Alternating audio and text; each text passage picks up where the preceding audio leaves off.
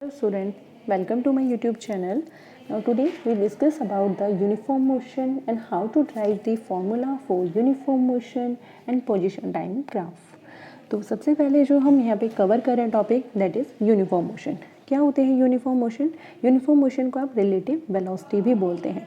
तो uniform motion means the velocity of object is constant. अगर velocity of object आपके पास कांस्टेंट है that means acceleration will be zero. क्यों zero क्यों होगी? क्योंकि एक्सलेरेशन का जो फॉर्मूला है that is a is equal to क्या लिखते हैं आप D V by D T. अगर वेलोसिटी ही कांस्टेंट है that means acceleration is zero. अब इस रिलेटिव वेलोसिटी यूनिफॉर्म मोशन को आप कैसे प्रूव कर सकते हैं? In straight line path. मैंने सब कंसीडर कर दिया है यहाँ पे कोई भी ऑब्जेक्ट जो मूव कर रहा है स्ट्रेट लाइन पाथ में दैट मीन्स जिसकी वेलोसिटी कांस्टेंट है that means in straight path. तो आप यहाँ पे डिस्कस कर सकते हैं ओ टू ए पोजिशन. तो ओ टू ए और zero is the origin point origin to initial position आपके पास या फिर initial position to A position तक आपके पास जो टाइम पीरियड है that is equal to zero that means velocity is constant. A to B position में जो टाइम कवर किया उस ऑब्जेक्ट ने that is equal to of T one. B to C position पर जो टाइम है that is equal to T two. O to A position time period will be zero and initial displacement that is equal to of x naught. x के subscription में naught. O to B position पर जो time period लगा आपके पास that is equal to T one but displacement will be X one. O to C position displacement will be X two and time period will be T to.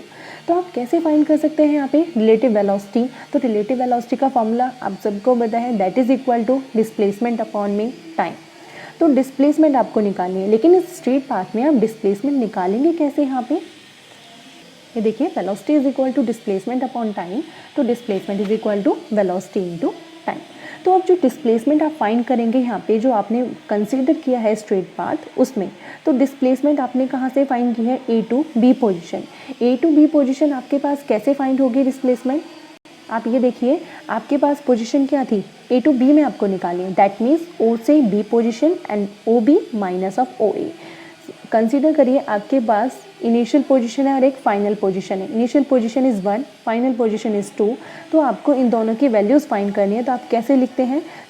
To minus one या first position X one second position X two. तो X two minus of X one आप consider करेंगे. तो ए to B में जब आपको cover करना है तो कहाँ से स्टार्ट है? ओ से. तो O B minus of O A. तो ओ बी आपके पास डिस्टेंस कितना है? X one. ओ ए है आपके पास X naught. X one minus of X naught किसके equal? Velocity into time period. अब जो टाइम पीरियड होगा आपके पास that is final time period that is equal to of T one. Same आप जब ए टू सी पोजिशन में find करेंगे तो आपके पास जो डिस्प्लेसमेंट होगी यहाँ पर O to C X two और O to A position that will be X one but time period will be T two that is equal to V T two क्योंकि फाइनल पोजिशन का हम time period ले रहे हैं. तो अब आपको लिखना कैसे है ये कि displacement from A to B आपको पता चल गया कि X one O B minus of O A that is X one minus of X not is equal to final time period position जो था बी तक के लिए that is equal to T one. तो वी इंटू टी वन. तो X one आपके पास आ गया displacement X not plus of V T one. Same from A to C position that will be O C minus of O A that will be X two minus of X not is equal to V T two. तो X two की equation आप find करेंगे X not plus of V T two. ये आपके पास दो equation आ गए, equation one and equation two. अब इक्वेशन वन और इक्वेशन टू को आपको क्या करना है? सब्ट्रैक्ट करना है. जब आप सब्ट्रैक्ट करेंगे तो आपके पास वैल्यूज़ जो मिलेंगी फ्रॉम इक्वेशन टू से वन को सब्ट्रैक्ट कर दीजिए तो आपके पास क्या मिलेगा? X two minus of X one is equal to X not plus V T two minus of equation one को सब्ट्रैक्ट कर रहे हैं हम X minus X not minus of V T one. इस तरीके से एक्स नॉट से X not cancel. तो आपके पास यहाँ पे जो इक्वेशन है we T two minus of T one. तो वेलोसिटी आप कैलकुलेट कर सकते हैं that is equal to X two minus X one divide by T two minus of T one. X two minus X one is equal to del X या फिर D is equal to of D X del t divided by dt. तो v is equal to dx by dt that is equal to velocity relative velocity in uniform motion. Okay. Same अगर हम इसका second part अगर check करें कि how to calculate the position time graph in uniform motion, तो position time graph आप कैसे करेंगे कि आपके पास स्ट्रेट लाइन पाथ में ही ऑब्जेक्ट मूव करेगा यहाँ पे, दैट मीन्स वेलोसिटी कांस्टेंट है। Same diagram, O to A position time period will be 0, velocity constant, B तक time period T1, C position तक time period T2, A position तक displacement x0, B तक x1 and C position तक from initial starting position या initial position to C, that will be x2। तो velocity आपके पास क्या फॉर्मूला आया यहाँ पे, del X by del T is equal to D X by D T, तो del X by del T. अब यूनिफॉर्म मोशन में वेलोसिटी कांस्टेंट है, that means del X by del T constant होगा। जब del X by del T constant है तो आप इसे ये लिख सकते हैं del X is equal to, इसकी इससे मल्टीप्लाई करेंगे तो आपके पास क्या बनेगा, del X directly proportional to del T, del X directly proportional to del T. It means आपके पास अगर आप x की डेल x को मीन्स x2 x1 की वैल्यूज़ को इंक्रीज़ करते हैं तो टाइम पीरियड भी आपके पास इंक्रीज़ होगा।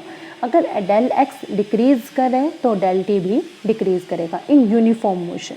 ओके, दोनों एक दूसरे के directly proportional, same effect follow होगा।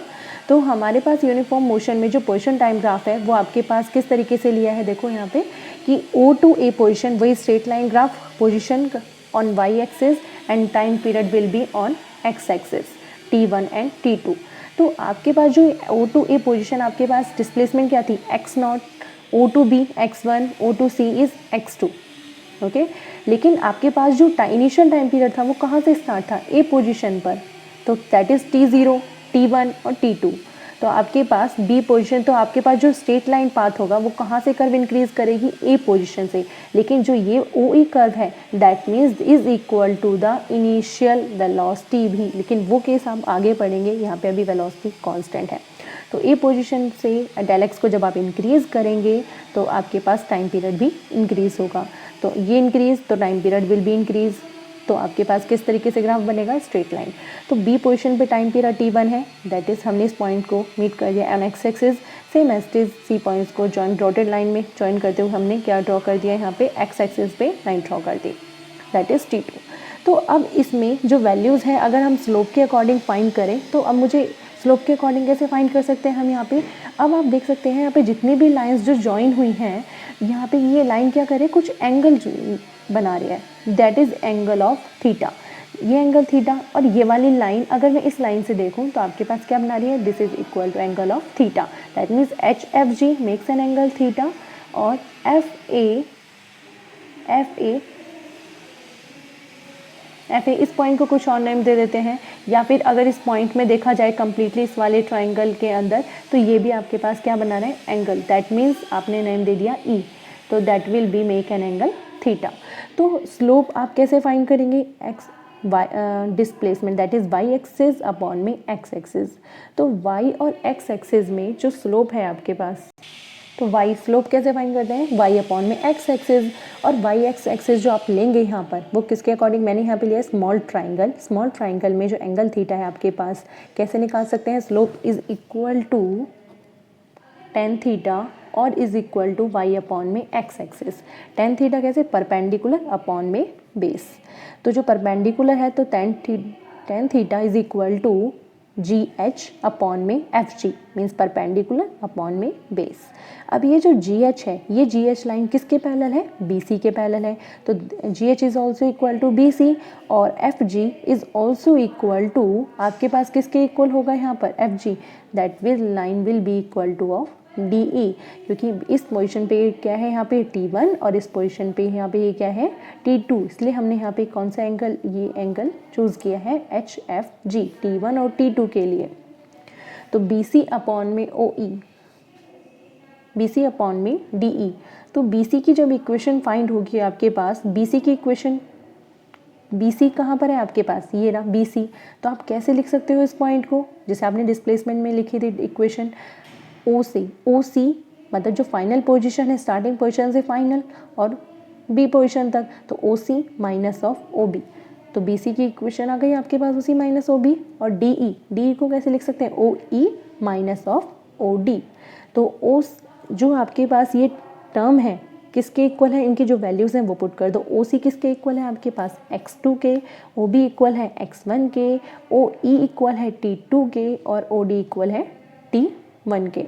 तो आपके पास क्या बन गई equation, x2 minus x1 is equal to divide by t2 minus of t1, this is also equal to velocity.